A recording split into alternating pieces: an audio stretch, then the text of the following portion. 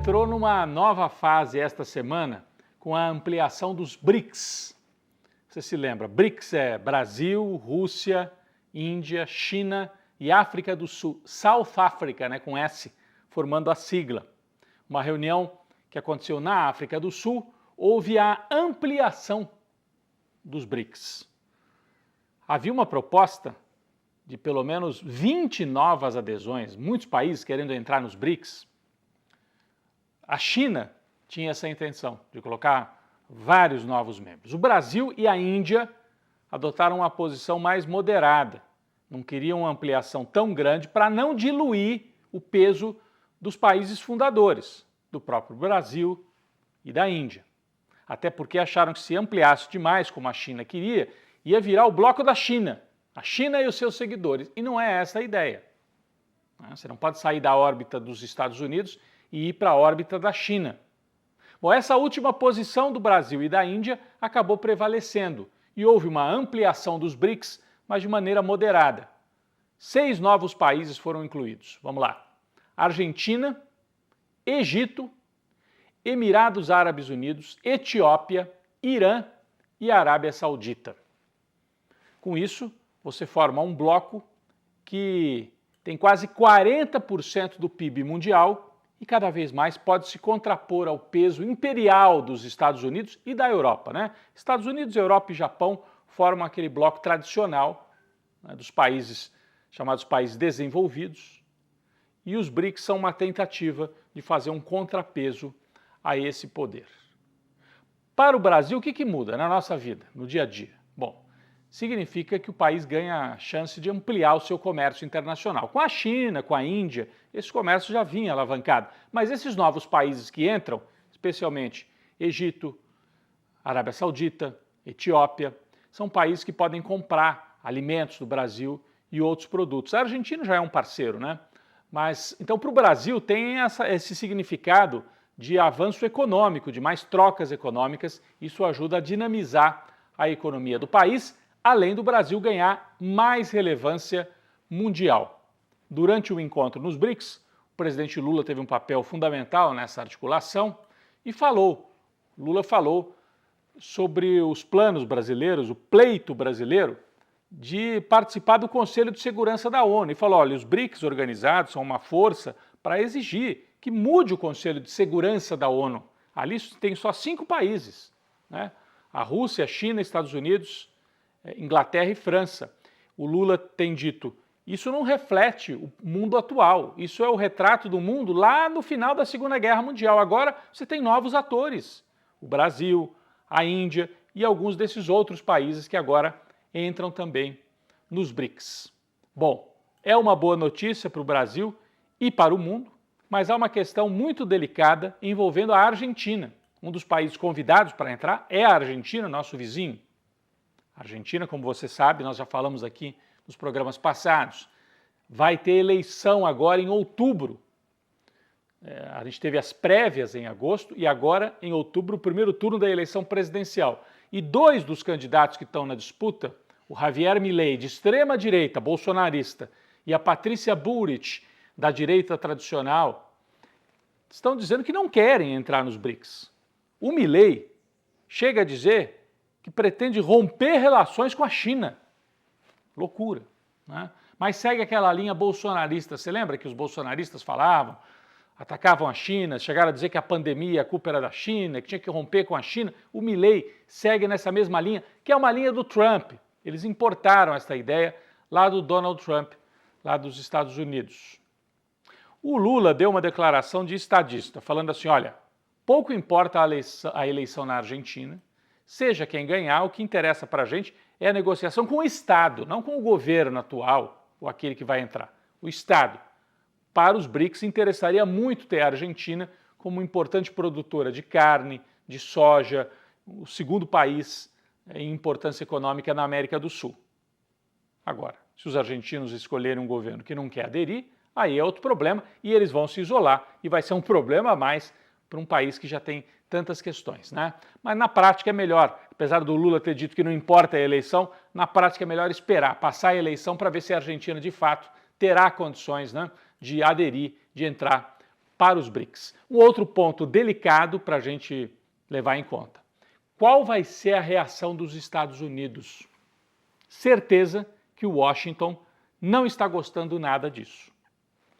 Washington percebe os movimentos da China e da Rússia, formando um novo bloco na Ásia, na chamada Eurásia. A China tem dito que é Rota da Seda, é a recriação desse componente econômico, né, que permite um polo econômico naquela região do mundo. Washington já estava preocupada com isso. Agora, você ter Brasil e Argentina, aqui nas Américas, se alinhando com esse bloco que tem Rússia, China e Índia, aí é uma preocupação a mais. No passado, nos anos 60 e 70, os Estados Unidos fizeram várias intervenções, implantaram ditaduras aqui na América do Sul, porque temiam, naquela época, que o comunismo entrasse na América do Sul, era a época da Guerra Fria, e agora há uma nova Guerra Fria com a China. Então, certeza que vão fazer algum tipo de movimento, às vezes movimentos não declarados. Na época da Lava Jato nós tivemos, né? Muita gente apontava esse fato de que o Sérgio Moro foi fazer treinamento lá nos Estados Unidos. Os Estados Unidos têm feito movimentos para complicar a vida de governos como o da Colômbia, que elegeu Gustavo Petro. O Equador vive uma grande instabilidade política com eleições, a Argentina, o Brasil. Então, os Estados Unidos têm vários meios de gerar instabilidade na América do Sul, porque eles não vão aceitar isso de maneira passiva. É um movimento muito importante, muito significativo na geopolítica mundial. O império, né, que está em decadência, não vai aceitar isso. E nós temos que estar preparados para enfrentar as turbulências que podem vir desse novo alinhamento e dessa ampliação dos BRICS. Fato histórico. Daqui a 50 anos isso vai estar nos livros de história, sem dúvida nenhuma. Bom, turbulências. Quem enfrenta também é a família Bolsonaro. Não para de ter notícia ruim para eles. Esta semana, depoimento na CPI do 8 de janeiro, que é aquela CPI que investiga os atos golpistas, invasão dos três poderes, o depoimento do sargento Luiz Marcos dos Reis, que trabalhava na equipe de Mauro Cid ali, dos ajudantes de ordem do Bolsonaro.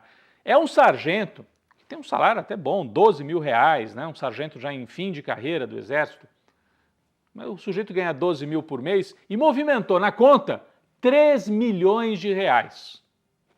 Esquisito, né? De quem? De quem era esse dinheiro? A suspeita é de que esse sargento operasse o rachadão da família Bolsonaro. Eles recolhem dinheiro que não tem fonte legal de vários locais e colocam nessa conta que o Mauro Cid coordenava e esse sargento operava no dia a dia. Ele foi flagrado invadindo a rampa do Congresso no dia 8 de janeiro. Diz que esteve lá só por curiosidade. Então, é um personagem a mais, um personagem importante, Mauro Cid e agora esse sargento, que a gente tem que ficar de olho e podem, né, colocar assim provas concretas em relação ao bolsonarismo. Além disso, o filho, o 04 do Bolsonaro, Jair Renan, aquele filho mais novo, olha aqui, ó, sofreu busca e apreensão esta semana da Polícia Civil do Distrito Federal, que investiga um caso de estelionato envolvendo um amigo do Jair Renan, e aí teve busca e apreensão. Pegaram inclusive os celulares dele. E olha, o que pode vir daí, hein? E isso não tem nada a ver com Alexandre de Moraes, com Polícia Federal, é a polícia local ali do Distrito Federal. Mas o fato é que os celulares do Jair Renan podem ter muita informação e esta semana também a Polícia Federal, aí sim, conseguiu abrir os celulares do Uacef, aquele advogado do Bolsonaro envolvido no escândalo das joias, entre outros escândalos. Desses dois celulares pode surgir muita informação que vai tornando a vida do Bolsonaro cada vez mais complicada. Esta semana ainda apareceu uma conversa do Bolsonaro com o empresário Meyer Nigri, dono de uma das maiores construtoras do país. Eles tinham uma linha direta e o Bolsonaro, na conversa com esse empresário, mandava mensagens com teorias conspiratórias, ideias golpistas, falando vai ter sangue, vai ter guerra civil no Brasil. E mandou assim para o Meyer Nigri, repasse ao máximo estas mensagens. Ou seja, é a prova de que o Bolsonaro estava no topo desta organização golpista que espalhava fake news e gerava um clima de ódio que acabou levando ao 8 de janeiro no Brasil. Na economia, a boa notícia, a aprovação pelo Congresso Nacional de novas regras para o salário mínimo propostas pelo governo Lula. Aumento do valor do salário mínimo, que já está valendo desde maio, mas agora foi aprovado. Isenção de imposto de renda para quem ganha até 2 salários mínimos. O Lula prometeu que chegaria até 5 mil, mas por enquanto para quem ganha até 2 salários mínimos. E por fim, aquela regra permanente de valorização do salário mínimo que já existia nos governos passados do PT e agora volta. Então todo ano vai ter reajuste do salário mínimo. A inflação do mês do ano anterior, a inflação do ano anterior, mais o aumento do PIB de 2 anos antes. Então, com isso, o salário mínimo subindo sempre acima da inflação, uma política consistente de recuperação do salário mínimo. Isso virou lei, regra permanente e vai ajudar também a alavancar a economia brasileira.